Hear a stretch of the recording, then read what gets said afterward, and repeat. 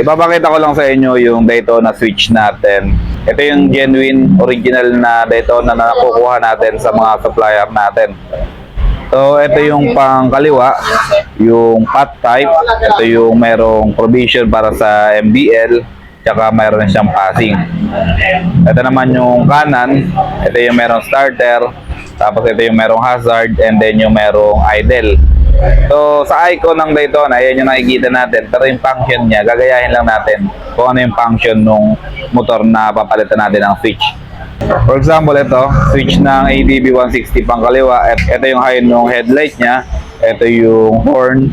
And ito yung turn signal. So, dito sa Daytona, ayan yung horn, ayan yung turn signal. Ito yung high ng kanyang headlight. Tapos ito na yung provision ng kanyang MDL tsaka passing. So, tingnan natin kung ano yung itsura nito out of the box para makita nyo at may idea kayo dun sa ginagawa natin. So, dito, meron siyang cable tie and then yung kanyang rubber shim. Itong shim na to, ito yung pampasikip dun sa handlebar niya. Tapos meron siyang mga terminal dito, male and female. Tapos meron siyang insulation na transparent na rubber. And syempre, yung instruction na hindi naman natin mababasa kasi Japanese yan. So ito yung itsura nung Daytona switch natin dito sa kanan. Ito yung sinasabi ko sa inyo, starter. Tapos ito yung hazard, and then ito yung kanyang idling.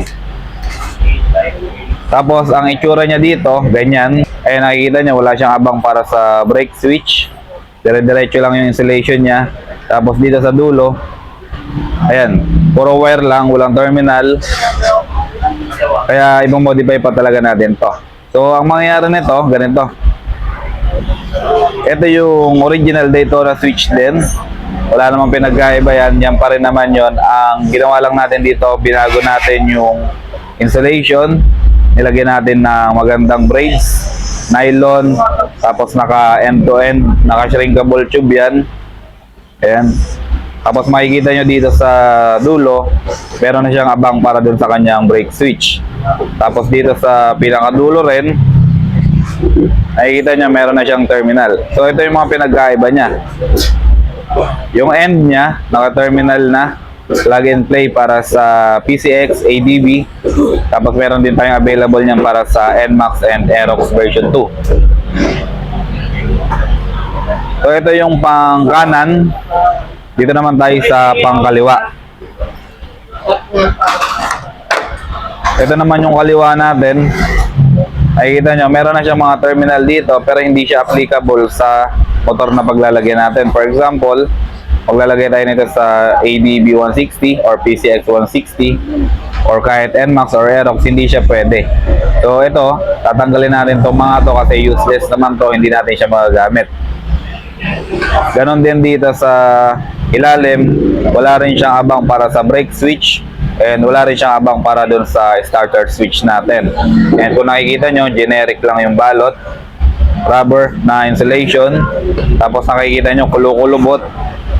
So kaya papalitan natin yan. Ang magiging itsura niya ngayon, ganito.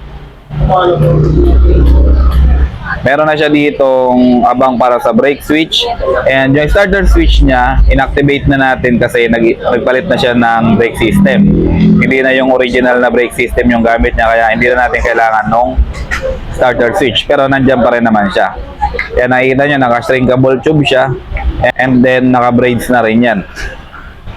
Makapal yung braids na ginagamit natin dyan. And yung pinakadulo niya, nakasakit na rin yan. Plug and play na rin yan. Ang ginawa natin dito, kinuha natin yung sakit ng kanyang original.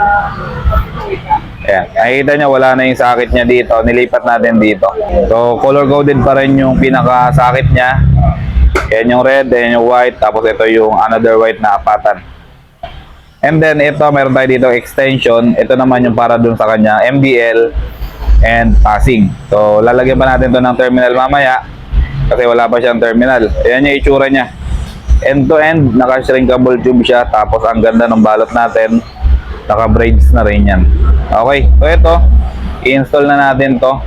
dito sa ADB 160. So ayun, sa mga interested dito sa mga Daytona switch natin, genuine Daytona switch, mag-PM lang kayo. Sobrang limited lang ng mga stocks natin, kaya importante mag-PM kayo para kung sakasakali magpupunta kayo, expected nyo na meron na naka-assign sa inyo na switch. Kung pupunta kayo walk-in tapos wala tayong stock, pasensya na kayo kasi ayun nga sabi ko sa inyo, sobrang limited lang yung mga stocks ng switch natin ngayon. Kakaunti lang yung supply, so di tayo sigurado kung mabibigyan natin lahat ng mga customer natin na magbubuta dito sa shop na walk-in. Kaya mas maganda mag-PM kayo dito sa page namin, JR Motorworks, and then magpa-reserve na kayo ng mga switch nyo. Ang down payment lang naman natin dito is as low as ano lang naman, 500 pesos lang naman sa mga down payment natin. And kung gusto nyo mag-check out sa Yellow Basket natin ng mga Daytona switch natin, available naman yan.